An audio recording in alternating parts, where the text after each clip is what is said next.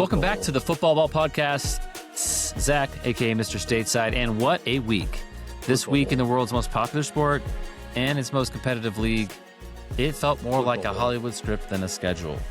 We saw Michael Bay-esque action movie of a game between Man City and Spurs, featuring Dominic Solanke's outrageous scorpion kick, Drew-like, but not as handsome. What a replay, though, if you haven't seen it, regardless. Absolutely beautiful kick. Not to be outdone, though, another adrenaline-pumping flick, kind of like Fast and the Furious, was channeled through Manchester United's Red Devils as they continued their win streak, 3, in their most outrageous fashion with a 90+4 winner over Fulham by the sudden star in Sesko. And finally, maybe not a film that was a fan or critic favorite, it's Arsenal's one win over Chelsea that takes them to the Cup final for hopefully an Oscar win, even as the panned reviews of Arsenal's boring approach are written in their wake. What a show we've got. Daniel's here as well. And before we leave, we'll make some predictions about the Cup final after this break. Football.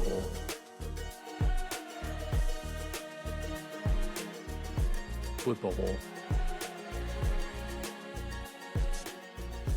Football. All right, welcome back to the Football Ball Podcast. Zach here along with Daniel. Daniel, welcome back to the pod. How we doing? Doing great. Just like everyone else, excited to see if the Man United fan will end up shaving his afro or not by the end of the month. It's like you read my mind. I almost thought about saying that in the intro, like 3 wins in a row. That sounds familiar. Are there some luscious curly locks that are about to be shaved? This guy at this point almost probably doesn't want to shave his head. But yeah, it is exciting to kind of jump into Man United just real quick. Like, it is exciting. You can feel the excitement for one of the world's biggest clubs as they get some momentum against some big. Yeah, to me, the really funny part about that is how I feel conscious everyone as a Man United fan was in approaching their recent success. Okay, remember when this guy took over, we've had the new manager bounces. Let's not get too far ahead of ourselves. Let's take everything with, a cautious outlook. And then that was followed with impressive wins against Man City, Arsenal, and then the recent one against Fulham as well is now really kind of putting that emotional restraint and maturity to the test of all the Man United fans. So as a non-supporter of them, it's just fun to see that questioning of the, are we back? Are we not back? Taking another turn yet again within that fan base. Yeah, and with fan bases this big too, you can really get whiplash from we're so back, it's so over, to take maybe an NFL term or fantasy football term, right? Like, sometimes you're feeling unstoppable, sometimes you have full confidence, and then sometimes you don't. And gotta say, we talked about it a little bit last week, but Carrick, he has the swagger. He has the pedigree as far as a player as well. He's got that cachet with the fan base. So yeah, I'm loving it. Ride the excitement. Even at the cost of some title races, it all just brings it back down to the middle, makes it more competitive for that top 3, for that top spot. So I say it's almost like the Cowboys or like other traditional powerhouses like the Lakers or the Boston Celtics. There are some teams you just want to see play well. You want to see get close to the precipice so you have the chance to beat them and almost be added to that history book. So I know that you've done some coaching in your day and you're still doing it. Apparently we're on the streak, and just to keep it on Man United just for a couple more seconds here, is that Michael Carrick not only has a laid-back approach, not only going to the forward and the back, right, making everything simple. Hey, guys, just play football here, right? Pass the ball, kick it in the net, make a tackle. But apparently, and I wonder how far back this one went, Daniel, Carrick scrapped the old regime's train the day after the game rule. Is rest is best the new tactical masterclass? I think at this point for the Premier League, it's honestly whatever gets you results is the right answer. And that does seem to be different in every environment on a yearly basis. It's why you do have such high salaries for different physios and using the sports science now to try and unlock that right answer. But whatever the approach is, he seems to have really kicked the group up a notch in a way that, for me at least personally, has made me wonder how someone like Ruben Amorim might be feeling now, even after going from the little bit of the smug, wry smile that you saw immediately after his departure from the club. And I think, to his credit, put the club in a good place for an interim takeover. They weren't in a situation battling potential relegation. They were actually, I think, higher in the table than most people felt. But then having someone come over, you never know how that transition would look. And he seems to have unlocked the right thing, whether if that is giving the players a little bit of extra rest. I've got to imagine he was able to somewhat find the right motivational message to get those guys inspired again and want to show for their own self-belief as high competitive athletes that yes, we can do this, and maybe we're not quite the laughing stock that we have been presented in the last couple of seasons. And, having that desire to show they were signed for their talent and their ability. And for whatever reason, having someone who is giving them that belief and positivity seems to unlock a much higher level and a much higher overall product than what we've seen in the Man United squad. At least in terms of the consistency piece, it's been a much different picture for sure. Yeah, absolutely. I wonder if bringing David Beckham in, maybe to buy the club, hey, that could keep the good vibes going. At this point, I believe that Manchester United fans and almost like the team, the organization themselves, they would love to see someone come in and maybe clean up, or not even clean up, remind fans of the previous glory years. Get rid of these American owners and replace them with one of their own, in the vein of a Carrick, and give them just kind of a turning of the page moment, a refresh, if you will. Possibly bring back some of that financial boon and the advantage they used to have over these EPL teams. Have They have some sponsors and some other issues, related to sponsors and kits and endorsements and partnerships. I mean, we don't even have to get into like their management group, that's now in charge, but there are teams catching up to them financially. They're not going to be able to afford these high wages if the form drops off. So it'll be interesting to see how far this goes, what kind of effect that has on the rest of the league. Final thing, almost could remind some of the older soccer fans that actually saw the glory years of Man United of a certain New England Patriots team that's now back in the Super Bowl. Made about 10 Super Bowls out of 60, I believe. Man United, probably one of the greatest teams we've seen since Man City as far as run, franchise, impact, character and stature of some of these coaches and players. So while Daniel may be sitting there watching in awe and wondering when the bubble will burst, there are some tinglings and some emotions that we see when Man United is beating teams like Man City and Arsenal, much less if they pull off a big win against Tottenham on Saturday, Daniel. So, any thoughts I about am that? glad as one last talking point for me, just the glory years that you referenced, and everyone's abundantly clear to where it almost feels like an over discussed topic and a dead horse of just how successful that organization was in the 90s, in the 2000s, under the guidance of Sir Alex Ferguson, and just that eternal letdown of not being able to reach those heights. And more than most clubs, Man United has seen to look to find solutions of players that were a part of that environment to be able to continue to get the organization back on track when things have started to go awry. And it does feel like there have been, whether it's Ole Gunnar Solskjaer, Fletcher, now Carrick, several of those kind of golden era type people brought in, but for whatever reason, and again, it's such a small sample size, but what an impressive small sample size Michael Carrick has provided so far in a way that, from my perspective, not really knowing the insides as maybe much as some United fans do, almost in a way feels accidental, perhaps, with the success, just because, I mean, he has been the third interim former player manager that they named. I don't fully understand the role or the communication with Fletcher being the initial one, didn't quite really have good results in that short time frame. And then, at least from my position, it was unclear. Okay, well, is Carrick now a replacement for Fletcher? Was he their first choice all along, and just the timing didn't work out until later on? But is interesting as that piece is to watch, also having another former legend in Roy Keane having a little bit of a public criticism and really not talking up the future potential of Michael Carrick as a manager is Yeah. interesting and unexpected to see. That was something I got to read up a little bit on their history this past Honestly, week, and it's yeah. a lot going on there. Yeah. Yeah. First off, there's a lot of pundits, Man United pundits out there, especially on the other side of the pond, where all these Yes. games are played and the importance is even more magnified. Also, yeah, the Wikipedias on some of these Man United players, Rooney, Scholes, Giggs. I mean, yeah, um, it's all very interesting stuff. And there's a lot of toxicity.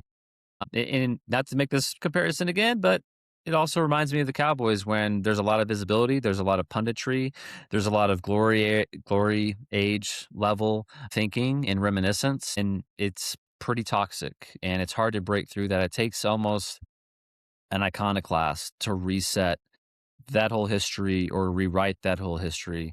And I don't think Cristiano Ronaldo, player manager, is walking through that door just yet. Well, the Even though main he is mad about takeaway Enzo. I'm hearing is the suggestion Tony Romo needs to come back and coach the Cowboys. You I would mentioned love that. the Patriots' success, and it does have that tie-in of Mike Vrabel, Vrabel. former Yep. player, now Yep. kind of at the helm. Same with Carrick. So it sounds like Tony Romo is the next one to take the reins. Is moral of the story.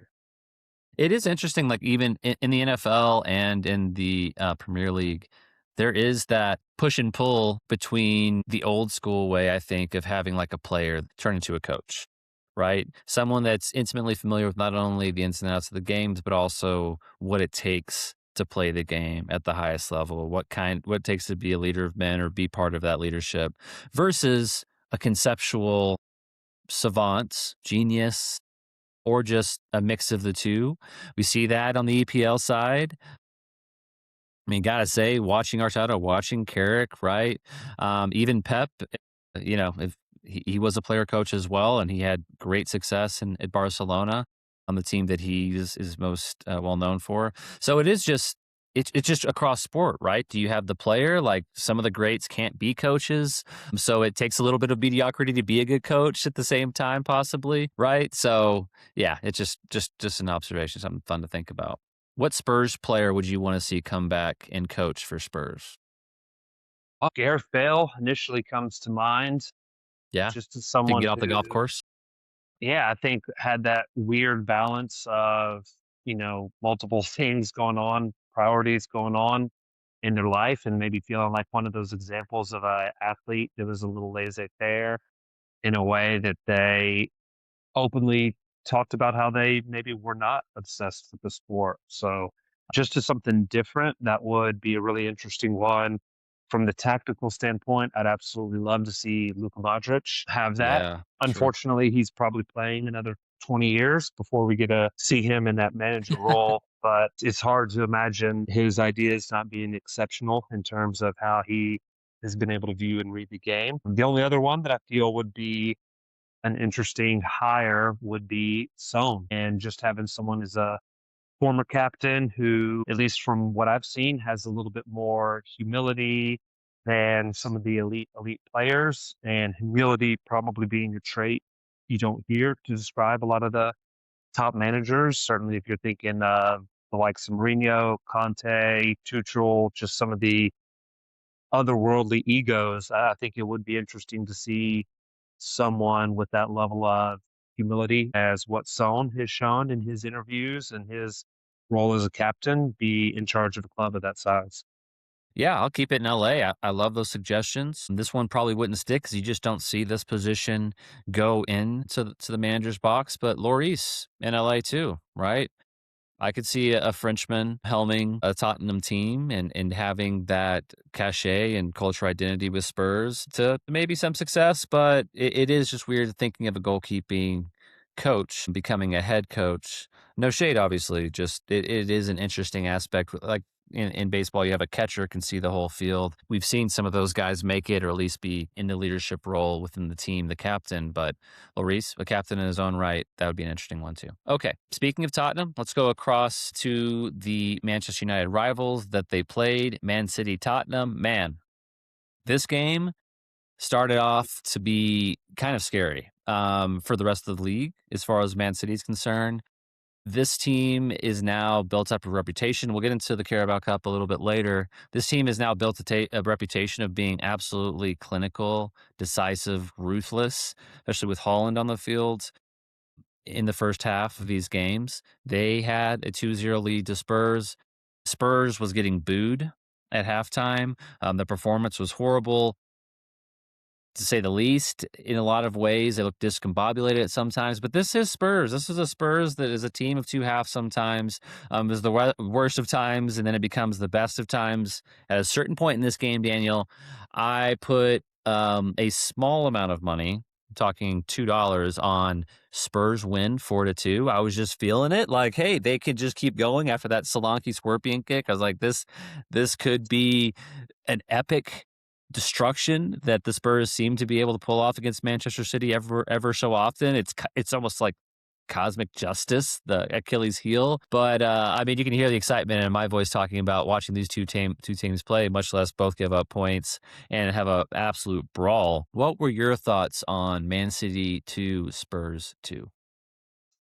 I think the biggest takeaway is just sometimes I think you forget with professional sports that are such a high level and just performed and executed in such a impressive way, how there still can be these massive shifts of emotion and momentum that you would see similar to, a much lower team at almost a youth setting, of how fluctuating it can be in terms of who's having success. And it did really feel the cliche of a tale of two halves in terms of how the performance looked. It's hard to say how much of it was maybe complacency from Man City after what was a really dominant, impressive statement they put out for the first 45 minutes versus, hey, this just does show their inexperience and their youth. One of the things that I was surprised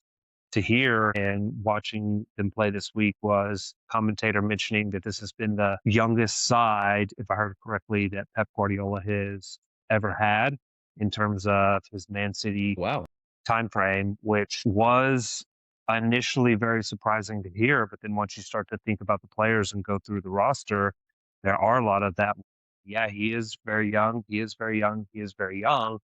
And so that is, I think, one of the common critiques you hear of younger players is just that lack of professionalism in the ability to see out games, manage moments, manage situations. And it just did feel, not only in that game, but I know we'll talk about the Carabao Cup a little bit later, how susceptible at times that Man City backline can be. And I do think one of the big takeaways that I've just had through the recent play is maybe that a prime Ruben Diaz was a little bit underappreciated in that side. John Stones during his better moments a little bit maybe underappreciated in that side because it just really feels that the level of reliability from their defense, and I would put that on the center backs in particular, is not quite the same that it was in years past, was a big takeaway on my end. But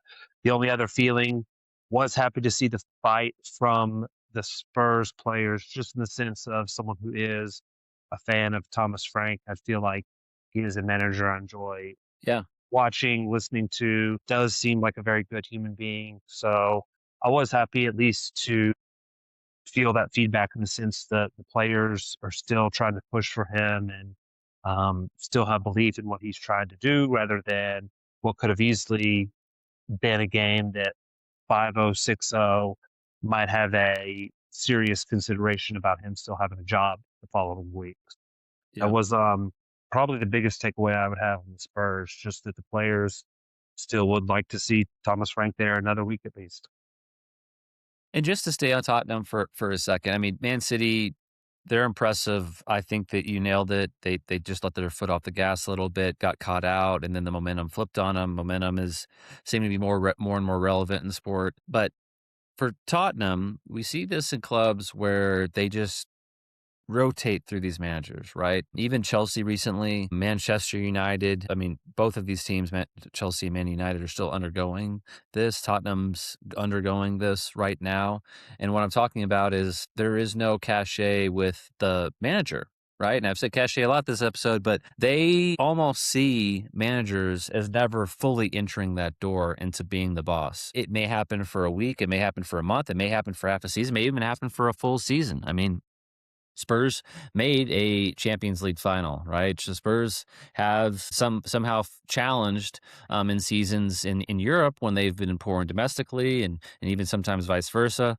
So it's almost discouraging in a way for a neutral to see some of these teams get caught in these cycles where they don't have coaches, they don't have managers that are trusted, that whether it be Maresca, whether it be, I'm not going to defend Big Ainge, but like, Mourinho, Pochettino, like these managers that you could see with some runway actually work out. And I know Man United just tried that, right? They tried to give the runway, and it didn't work out because of a stubborn manager that wanted to play in a back three in a system with Man United. It's a blue collar, very direct, even with Bruno, very physical team. Even as someone that leans Arsenal, it does kind of hurt to see a team just absolutely have zero confidence in themselves, zero confidence in the manager.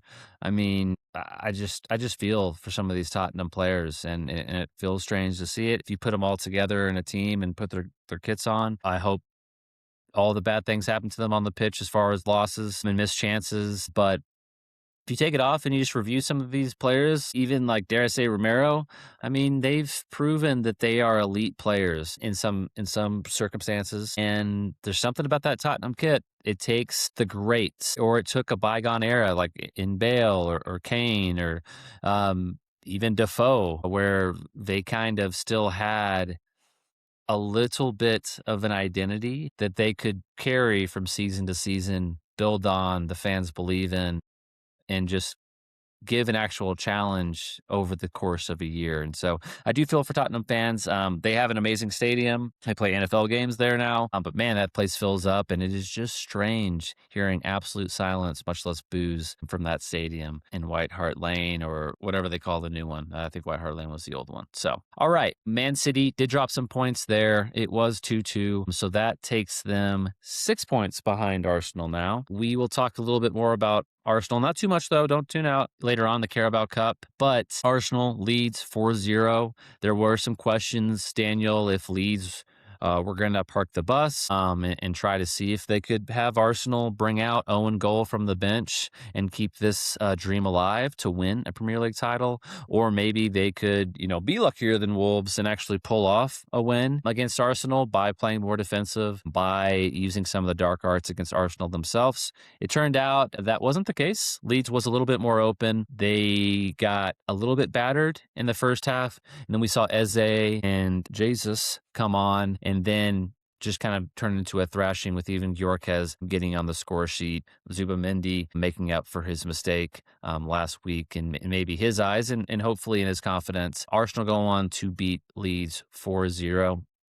Any takeaways from you outside looking in on the response Arsenal made, the addition to their goal differential tally, and maybe the momentum they want to build going into this third quarter of the season? I definitely liked the Victor Gyökeres finish in terms of that game, but I think the takeaways were, one, just that a really talented team that maybe does have that youth and inexperience in terms of pushing for a title was able to not feel as much pressure as what could have been the case in terms of some of the recent lapses from Man City, Aston Villa, and the other clubs trying to push for a potential, title race. So I think it showed how good Arsenal can be when they aren't feeling those moments of pressure. And the other, just really obvious, I thought, game state was when a team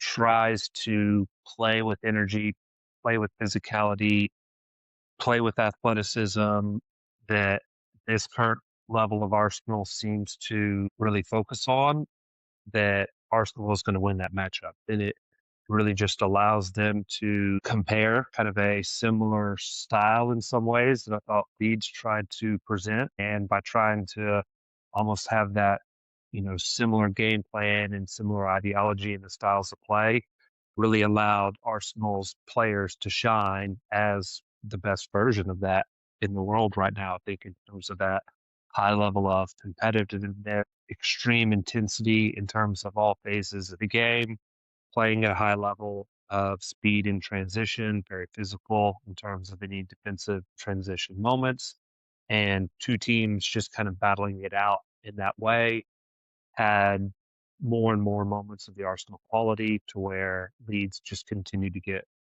broken down by a superior team. So if I was an Arsenal fan, it would certainly be a huge boost to my confidence in what the rest of the year can look like. And you just hope that that team is able to continue to show the moments where they're able to represent themselves best and not some of the moments that have been seen in the past of them starting to feel those nervy moments and underachieve through the pressure, or if it's a team playing in a style that maybe doesn't suit Arsenal and is not a good matchup for their strengths, team maybe playing a little bit more of a low block and sitting off, not always being something that Arsenal's been able to solve with a lot of those 0-0 type results in the recent Premier League games leading up to this.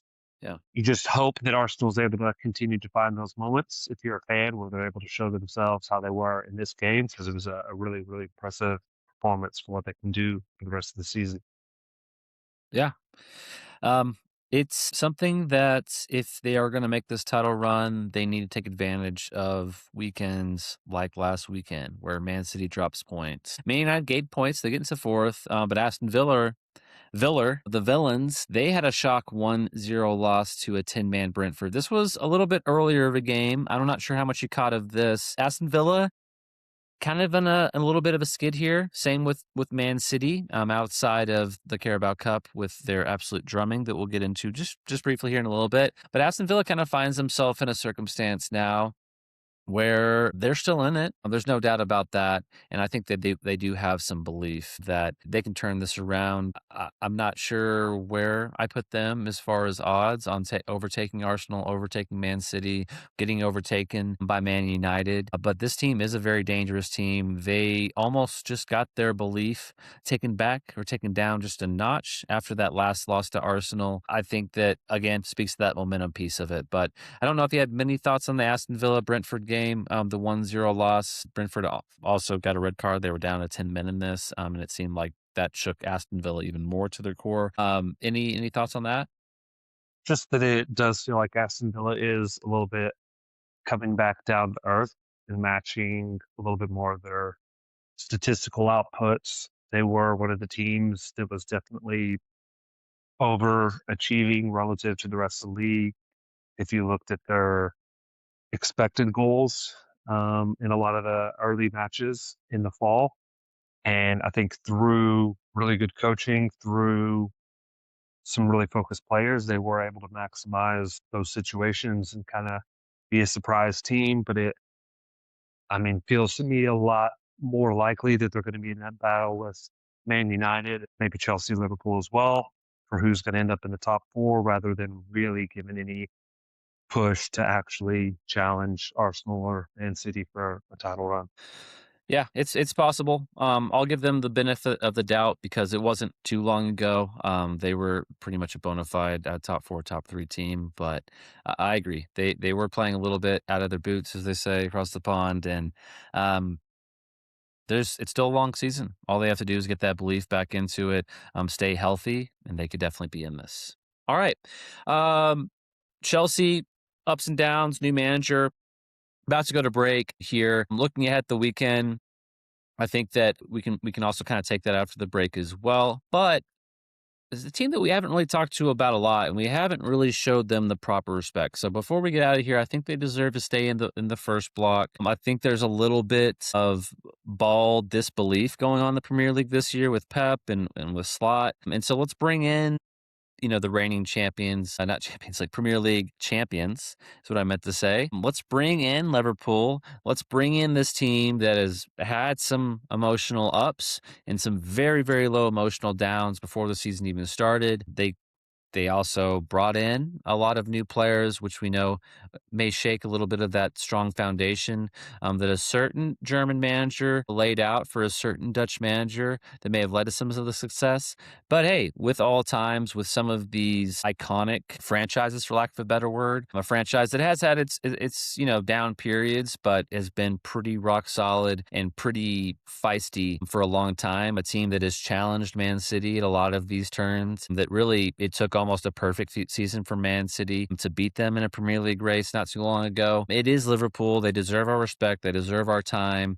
I have been a huge fan of Ekatike this year. That's really my main takeaway. Like without him, where would they be? Probably nowhere. Probably begging Darwin Nunez to come back and forgo the Saudi money. But Daniel, what are your thoughts about Liverpool? Anything interesting? Anything that you could just see start a glimmer of hope in this team?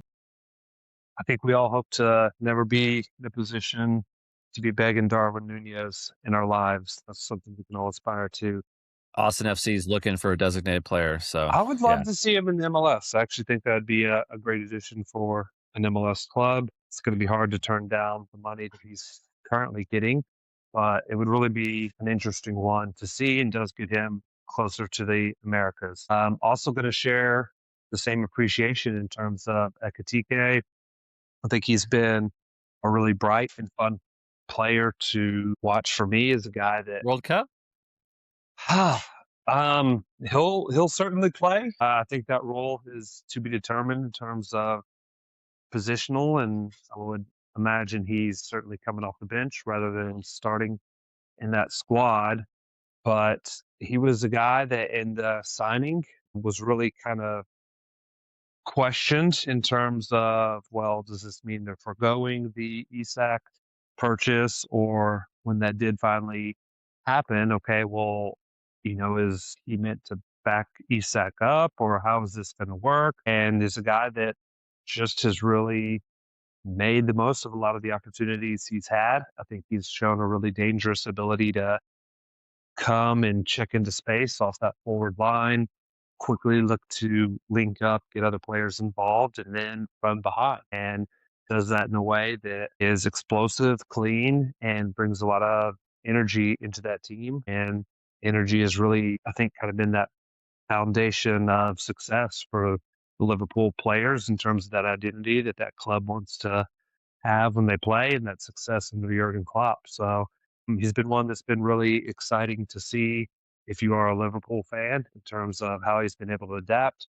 But with all those positives, it just doesn't seem to have clicked for so many of the other players. And the Salah Van Dijk successes, it felt like, in terms of their signings and getting those players to return to the club over heavy outside interest when those kind of free agency periods with Trent Alexander-Arnold all came about. Those big moments of getting Salah and Van Dijk to return now do feel, I think, a little bit different in terms of, man, was it just one of those contract examples of having a guy who maybe is a little bit past his prime being rewarded for what they have done previously, but it just does feel like a big unexpected drop off for a lot of the players that earned a title last year, and I thought did look like the best team in the league last year, For sure. not having that, same quality now. So for whatever reason, whether it's manager, age, still difficult, lingering challenges of the Diego Jota situation.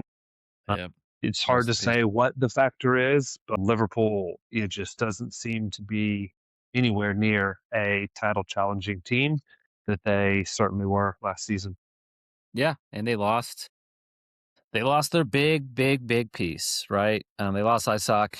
Isak. Is that what I said? Anyways, Isak. They lost him to a broken leg. I think scoring a goal, right? If I remember correctly. So it's just one of those years, and it's hard to repeat.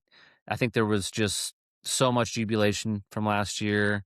Also, a little bit of a let off before the season was even over. So they got to take a victory lap before the body was even buried for their competitors like Arsenal and Man City. I mean, it was a magical, magical year for them, and just followed by the polar opposite. I know that that team does have a lot of resilience. They will have to turn the page on a lot of these players, maybe not all at once, but gradually. And they should really, I think, what I'm seeing or what I'm hearing from some of my Liverpool people is they're going to embrace the Vertzes and the Ekatikes, and who even knows, maybe a certain Italian talisman on the bench, as much as they can to try to see who they can hold on to, who they can look forward to in the future. It almost reminds me a little bit, being a Dallas Mavericks fan, of Dirk. I'm watching Virgil van Dijk these days, like in his final years when the knees were gone and everything else. And honestly, Mavericks fans didn't care, right? Obviously, they're different players too. If Van Dijk was still scoring 20 goals a season, that would be a completely different story. But man, Dirk even scoring 19 a game, 20 something a game. I mean, when they do something, when they win you that championship, it really does buy a lot of love, and almost the fans don't want you to leave. It almost may be worth it to the fans to pay that money to see you to retire, even if that doesn't really happen in soccer, but retire in the kit. I mean, definitely you wouldn't want to see Virgil van Dijk play for Man City. Sorry, Crystal Palace fans. I just have to bring it up as a thing that, yeah, it's been a real reality, for lack of a better word, for that team, and all these different players going all over the place. But hey, that's how it works. All right, I digress. Let's take a quick break. Let's do quick predictions as far as the upcoming Premier League weekends, and then let's talk about that Carabao Cup and the final, the blockbuster final that's scheduled for Sunday, March 22nd. You listen to the Football Ball podcast. It's Daniel and Zach. We'll be right back after this message. Football Ball. All right, welcome back to the Football Ball podcast. It's still Mr. Stateside here along with Daniel. We just got done talking about the Matchweek recap for 24, the Carrick effect, all of our thoughts on that top 3, top 4, top 5, even top 6, what that is looking like moving forward, and how exciting really the season has been so far. It's just 6 points clear for Arsenal, a team that is famous at bottling leads. All right. Anyways, let's jump into some predictions here. Not getting too far into the bottling leads yet. We've got a long way to go before the end of the season. On Friday, February 6th, we've got Leeds, Nottingham Forest, 2 of the lower teams in the table, kind of fighting their way from relegation, though the relegation teams are making it pretty easy for them. Daniel, you got to lean on this one, Leeds versus Forest. I'm going to say draw. I think Forest is okay with the point because they just want to be safe. And Leeds is in a weird spot trying to respond from the Arsenal beatdown. So 0-0, 1-1 type scoreline. Yep. And they both are sitting on 26 points. So that seems like something, it's almost like a gentleman's agreement. Hey, let's just get some points here and get out of here. All right, moving on to Saturday, February 7th. We're going to start it off with the aforementioned Spurs taking on the aforementioned Manchester United for the Royal Rumble in the which manager is going to get fired first duel. If you lose to Spurs, that's going to take a big hit on your legacy. If you beat Man United, you may buy yourself at least another season, hopefully. But Man United Spurs, I'm going to say the Man United train goes on, even if it is in an extra time winner. What about you, Daniel? This is one of those that I could see any type of outcome not being surprising, but just for the drama, I do hope that Man United somehow gets the 3 points. All right. Aston Villa, Bournemouth, taking on the other B team that's kind of scary. Aston Villa, maybe a bounce back here. I'll give them a 1-0. I think it's a cagey, tighter game that they may be able to out physical or at least soak up some of Bournemouth's pressure. What about you, guys? I like it. Well, I'll take 1-0 as well. Sounds good. Okay, Everton, Fulham, no idea what to expect from either one of these teams. I'd put it in a toss-up. Like, seriously, I could see this being 2 Fulham with an Everton red card. I could see it being 2 Fulham at half and 2-2 Everton at the end. What about you, Daniel? I'm going to take 1-1. Just feels like 2 teams kind of staying out of the headlines for the moment. Yeah. I think we can agree on Burnley, West Ham probably being another one of the point shares. We've got Wolves, Chelsea. I think Chelsea makes a bounce back there, but Probably two, or at least like the headliner as far as the top of the league relevance. We've got Arsenal, Sunderland. Sunderland spoiled Arsenal's season, it seemed like at one point. Granit Xhaka coming back for revenge. What do you think happens this time, Daniel? I think easy Arsenal win with the key point being as you mentioned, Granit Xhaka will actually, as I understand, be out from an injury for this game. And he's one of those players that, as a former big piece of the previous Arsenal squad, one of those guys I think you never want to play against. Just feels like he would have had such a desire to prove them wrong that he should not have been a player that they moved on from.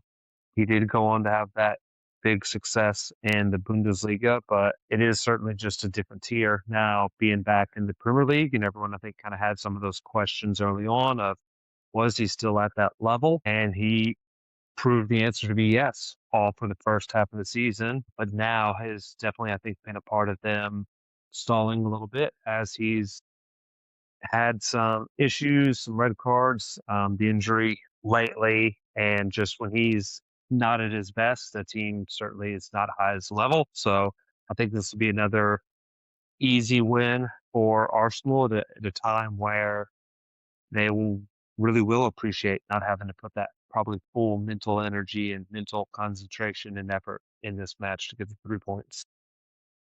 Yeah, but on the other hand, Sunderland, this is a very practical team too. This is a team that has a lot of belief coming up from the championship, belief in their coach, belief in Xhaka and some of their key players. A team that is tied 9 games, won 9 games. Only Brighton has more ties with 10. So a very practical team, a team that would be absolutely happy coming away with 1 points at the Emirates.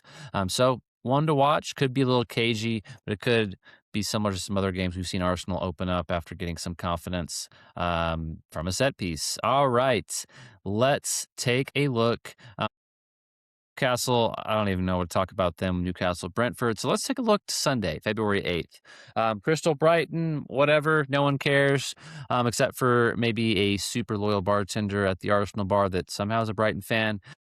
But the big one, Daniel. We've already talked about these two teams. They're playing this weekend. This is the marquee game. This is a tale of two teams that have been absolute heavyweights over the last half a decade or so. It is Liverpool. It is Man City. It is at Anfield. You never walk alone here. This would be quite a statement for either team. It's very cliche to say. If Liverpool wins this, you could see maybe the end of an era for Man City, maybe a resurgence with Liverpool. I'm trying to at least command for a top 3 spot, top 2 spot, at least putting some pressure on Arsenal, as well as obviously Man City, Aston Villa, and Man United.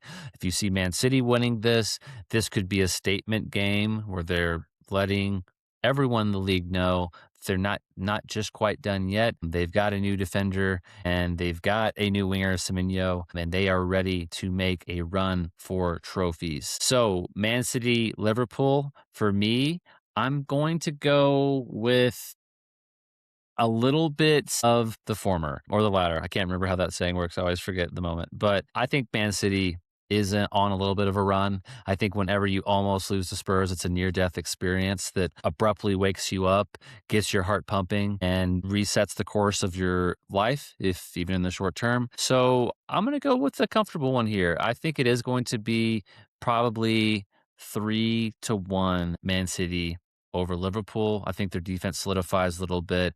They'll get a little bit more comfortable possession, and I think that Donnarumma makes some big saves as well as Ekatike inverts, stepping up for another connection, goal, and assist. What about you, Daniel? Do you agree with me, or do you see something else happening? I think it's definitely something Donnarumma is capable of with those big saves. The only one quick point I do want to touch on, speaking of Crystal Palace, is I think the interesting transfer market updates that's been going on. If you haven't seen with I don't know if star is the right word, but it feels like it's the right word in terms of Jean-Philippe Mateta, their striker that has been a big part of them recently having the trophy, recently being a Yeah. team much higher up in the table. They have had some of those other high profile attacking players recently get sold, move on. And it does kind of feel like with the departures of Eze and some of those other guys, Sar, that he's maybe the last one of that trio, potentially because his age is a little bit higher. And he was a guy, though, that was really kind of, I think, battling for a potential World Cup inclusion with the France squad as a legitimate, sub option as a different They type love of their big player. strikers. And certain games, and you make a great point of the, Giroud being France's best success in terms of being able to have that hold up type player.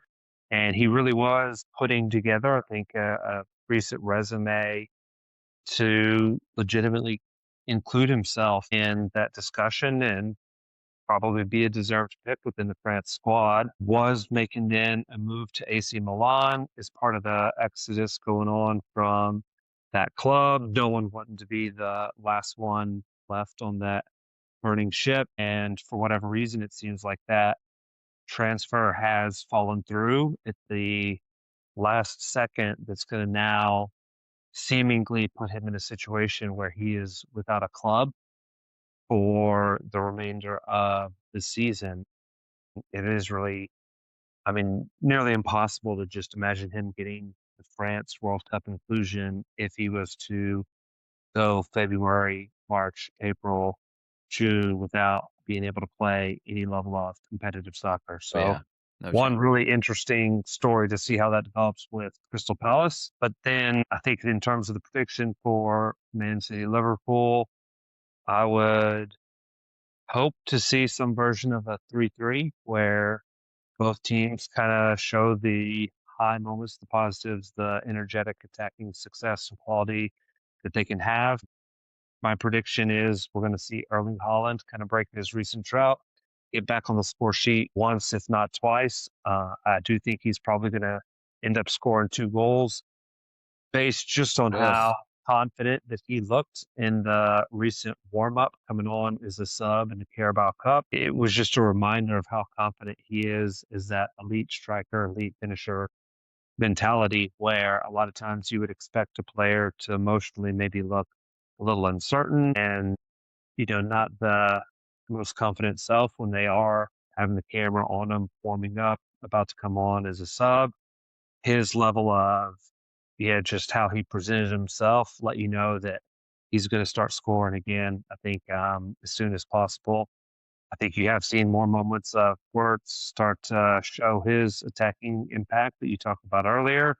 But the one weakness of both sides at the moment is definitely have to be their defense and in different sides of the coin, really, with Liverpool's now starting to seem old, a little rigid, lacking mobility in a lot of the goals that they've been conceding lately. And a lot of the pundits, whether it's, fair or not, starting to kind of ask some questions about the age of Van Dijk, about the age of the center back partner in Konate, and are these guys past the prime? Some of their previous key performers, like Robertson, is now not even a regular starter, but more of a substitute role. So it just does feel like more of an aged back line that started to be a weakness of Liverpool, where Man City has the opposite end of guys that are extremely young, have come from less competitive leagues where they were top players, now trying to have that success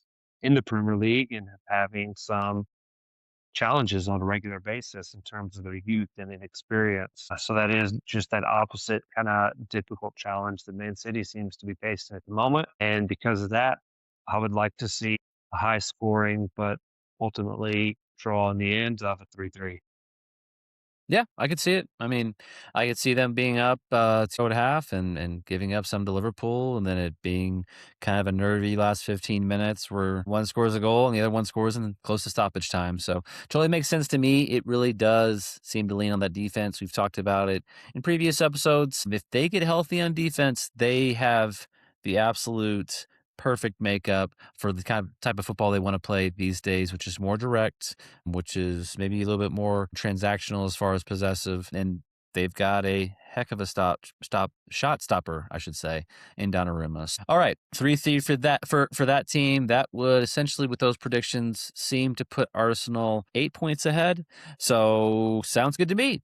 Speaking of Arsenal, speaking of Man City, we've done a lot of analysis already on these two teams, specifically over the last 2 weeks. We think that these are two teams that may have the potential to be the ones holding the trophy at the end of the season. Daniel is leaning towards Arsenal. I am finding myself leaning towards Man City. It seems almost like a blockbuster movie matchup that we've got coming for this final of the Carabao Cup on Sunday, March 22nd. Something like Pep Guardiola plays Freddy Krueger on A Nightmare on Elm Street, and Mikel Arteta plays Bill Murray in Ghostbusters. Which movie would you want to see? Which movie would get your nod? And from a critic's perspective, from a fan's perspective, also there's a little bit of a theme there with Man City just refusing to go away. I think that Pep Guardiola has won this trophy 4 times in his career, tied with Sir Alex Ferguson, Jose Mourinho, and some other greats as well. Arsenal has not won this trophy, I believe, since the 90s. They have been in here, and I believe that they lost to Birmingham or Wigan or somebody back in 2011, on top of maybe some other losses too. So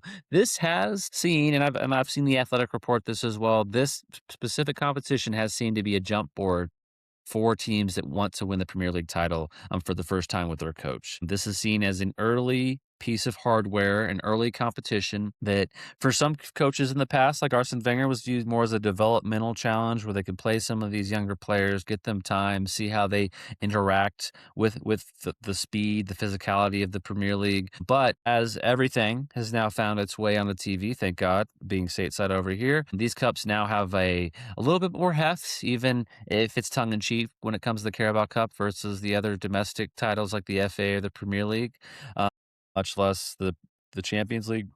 Pardon me, much less the Champions League or much less domestic international competitions. I mean, this is a cup that seemed to be a little bit of a confidence and momentum builder when it comes to teams that want to close it out. If you're going to get a quadruple or a treble, you do, for the most part, have to start with the Carabao Cup, the League Cup. So for me, this is something that is seeming to come into a must-win for Arsenal. I don't see that same type of pressure on Man City, which makes me believe Man City is possibly the team. I know they have the coach, but is possibly the team that has less pressure on them to win this, that seems like they could make a statement. There is not even a low-key rivalry, maybe not with these coaches, but with these teams, especially if Miles Lewis-Skelly and Erling Haaland are going to be on the same pitch and maybe even each score a goal. That would be absolute cinema. So this seems like a heavyweight matchup. This seems like a cup final that is going to live up to the billing of being a cup final, regardless of the title on the cup. I could see in these congested schedules moving into March, not only are we in a race for the Premier League, not only are we in a race to make the semifinals and the final of the Champions League and the FA Cup, but now we also have this little treat on the side that may find its way into the main course. It is the Carabao Chaos. Arsenal taking on Man City at Wembley. Full kits, I'm sure. I mean, full squad, I should say, of the best players. Daniel, let's not make our prediction just yet. Do you agree with me? This is an exciting one. This is one that I'm really looking forward to, and it's still over, 2-3 months away. I think it is going to be an exciting final. It is one you kind of almost wish would be happening a little bit sooner, just off the storylines of the semifinals for both teams. It does feel like it is going to be an important one for both clubs, but I do think for different reasons. Just seeing the Arsenal center backs celebrate at the end of the match against Chelsea was really clear of how much it did mean to this group in terms of looking to achieve another trophy. And it was a little bit of a surprising reminder that it just really has been the lone FA Cup in 2020 that's been really the only hardware for the club. It just felt maybe like it was more recent in my mind, or that they just, I don't know, had a little bit more success, but it is one of those reminders of, I mean, yeah, this is a chance for them to kind of prove and show more of the quality that, they, I think, have a very high internal belief of what this Arsenal squad is. And it just shows that I think the group really wants to show it. Where, from Man City's perspective, almost feels like, I think, to me, that maybe Man City does feel like the Premier League title might be a little bit too much of a challenge for where their team is from a consistency standpoint. And I think they are maybe almost shifting the focus to, well, let's just show that we can win a single game rather than have a long run of consistent high achieving form. And being able to win a trophy, even a League Cup, is, I think, a little bit of validation for a younger group that I know is going to be hungry to show they deserve to be at Man City. They deserve to be at the club that has been at the top tier, the Premier League in the world for the last decade or so, and want to show that they can continue that legacy in terms of their performance. I think that opportunity to win a trophy is going to be some validation for what probably is going to be ultimately a season of underachievement and not having too many other chances to lift a trophy for the Man City team. Yeah, fair enough. Ultimately, can't wait to watch it. No prediction here. I think it could really go anyway. I'm but taking 1-1, and then I Okay. see Arsenal winning it in penalties, which is going to be the outcome that does provide the least amount of relief possible for Arsenal and is going to continue to make their season as nervy as possible. But I do think it is going to be the second piece of silverware lifted in the Arteta era Love after it. penalty kick victory. If they win that in penalty kicks, with Saka being the anchor, that would be something to behold, and I would believe almost anything is possible. We're going to Mars. Right. Well, Football Ball Podcast is wrapping up here. I think we can both agree it's been a super exciting season. I know the scoring is a little bit down. The defense is a little bit better. It's a little more physical. AR, as always, has its controversies, but overall, it's still a close season. There's still a lot of great storylines. There's a lot of great teams. There's a lot of parity, and we have been enjoying every minute. And we've got another exciting weekend coming up. We'll have to pod. There is rumor that we're going to have a Manchester United corner, so hopefully the wins keep coming so we can hear an elated Man United fan next week. But until next time, this is the Football Ball Podcast. Check us out at Football Ball on Twitter and Instagram, the Football Ball Podcast on YouTube as well. And if you're still listening, then you probably already know this, but we appreciate you. We love you. And until next time, keep your kicks high and your training sessions optional. Peace. Later. Football Ball.